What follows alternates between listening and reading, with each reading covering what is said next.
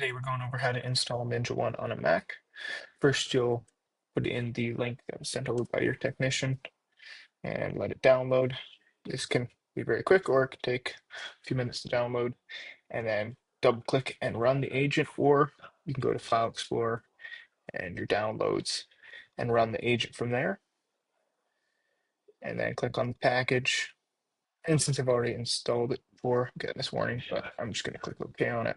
You likely won't get this pop up. We're going to click Continue, install, and put in your computer password here.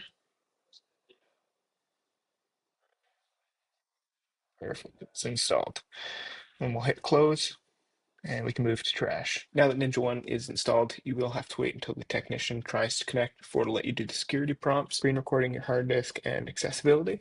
So what you'll do is go to either allow access, there should be a pop-up there which will take you to the right spots.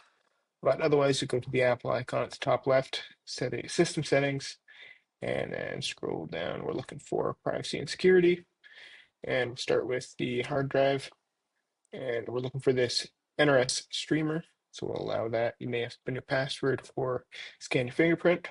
Quit and reopen is fine. And then we're looking for accessibility or screen recording, so we'll do screen recording here. And again, reopen is okay. And then we're looking for accessibility, which is at the top of this list, and allow. Now the technician will have to try and reconnect, but after this, the remote access should be established. Thank you for watching. Have a great day.